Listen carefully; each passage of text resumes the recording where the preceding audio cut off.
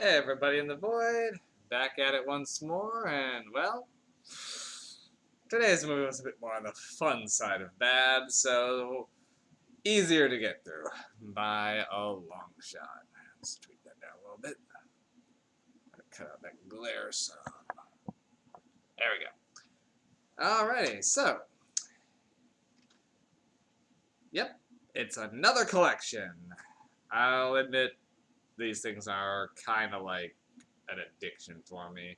If I ever see any sort of collection of 8, 10, 20, 50 movies, and if they're sci-fi horror, I go for it, usually more often than not. I have a considerable number of them. And usually when they're sold in sets like this, it means they're usually not the greatest. Every once in a while, you'll get a collection of some good ones, like last month I reviewed The Faculty, and that was part of a collection that actually has some good movies on there. Now, this collection, well, is a mixed bag. Also, when I purchase a lot of these used, just because I find them randomly, and this one counts 10 movies. Apparently, there should have been one more disc in this used one, and I only got 5 of the 10 in this collection. Admittedly, I was mostly buying the collection for Prom Night and Prom Night 2. Classic. But, and the disc in here does have those, so I wasn't too broken up about it. It was pretty cheap anyway. But the other one, then one of the ones I did get here was Killjoy. And this is the second copy of Killjoy I have. Yay me! But the movie in question for today is this one here. Dire Wolf. And that is an awful poster, and you can barely see anything of it, so I'll give up on trying. Dire Wolf. Also known as Dino Wolf, as it when it aired on TV, though after watching this thing, I don't know how it could. It is a little up there on violence. But 2009, so one of the more recent movies in the bad movie month, but oh boy. Oh boy. This movie's silly. Okay, so setup out in I think they're in California. Not sure. But it's a small town and kind of off the grid for the most part. And nearby is a genetics research lab. And this lab is working on making a monster, essentially, for the military. Like you do. Essentially, they're making a human-wolf hybrid using dire wolf DNA. And it gets out and goes on a rampage. There's your movie. Simple. Simple enough. And this one kind of plays out like a sci-fi original movie of monster rampage. Eventually the monster is stopped, and then you go right to the end credits. Not worry about any messy epilogue stuff.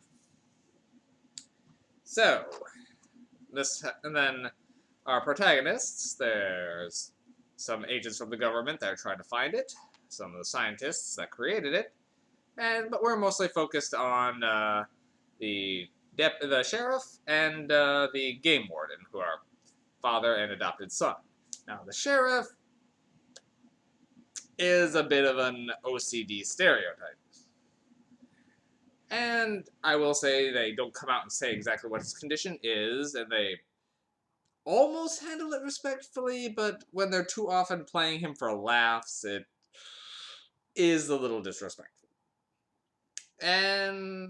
But his son, the delinquent turned game warden, he does alright. And then there's like 1 or 2 other stragglers, but mostly they're just there to pad body count. The acting is up and down. Some of them are doing okay. Then the main 2 they're doing their best with what they have to work with, really. The game warden's girlfriend, not quite so good. The FBI agents are kind of a mixed bag. They're pretending to be FBI agents. The man of the duo is like the starstruck rookie. He's good. The lady, I'm back and forth on. She gives such a deadpan, talking completely like this, no matter what's happening.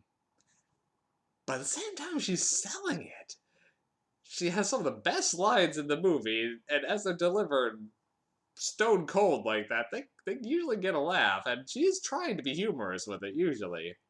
So, I'm actually giving her a pass on this one, because as understated as her performance is, it's kind of a highlight. But you don't come to this movie to worry about the victims. You want to see the monster.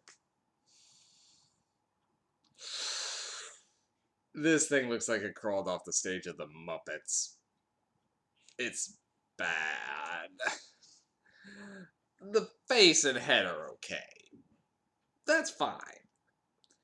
The rest of it looks like a guy in a life-size suit that you'd see on the Muppets show, and it's clearly just a guy in a suit. Props for only using practical effects in this thing. But wow, does that monster look ridiculous. And I know it's supposed to be a human-wolf hybrid, but I'm pretty sure they only did that instead of doing the revived a dire wolf straight out, just so they could justify how ridiculous this thing looks.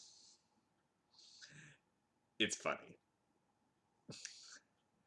Now on this movie is, I believe, not rated, but holy shit, do they go with the gore in this movie? I've only seen this one once, and it was a couple of years ago.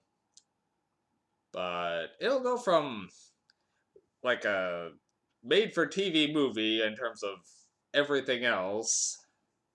Then all of a sudden, the wolf will kill someone, and there's entrails flying, blood is going everywhere. You see him ripping open a guy, and the rib cage exposed. And this happens multiple times. Like every kill is a there's a lot to clean up after what this wolf leaves behind. So, and it's all practically done from what I can tell. So, I'd say, I mean, some of it isn't the greatest, but they're going all out on it. So, I'll give it a B plus, A minus for effort on the gore. The monster just looks so silly. That said, the movie itself plays pretty average for plot and what you'd expect. It doesn't try any twists, really, or turns. Like, the wolf having this weird connection to one of the scientists. You see it right away, and so it's not really a surprise. So, you just watch the monster page around until they finally figure out how to stop it. It's very basic.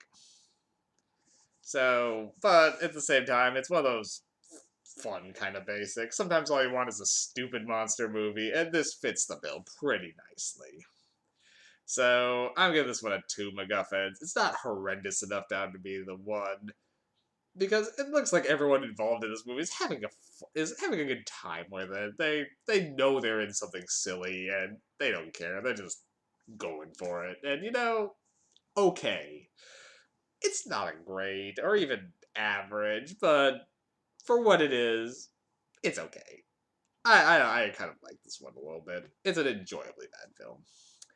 Right. So, it for right now, and I don't know if my next one's going to be nearly as pleasant. So,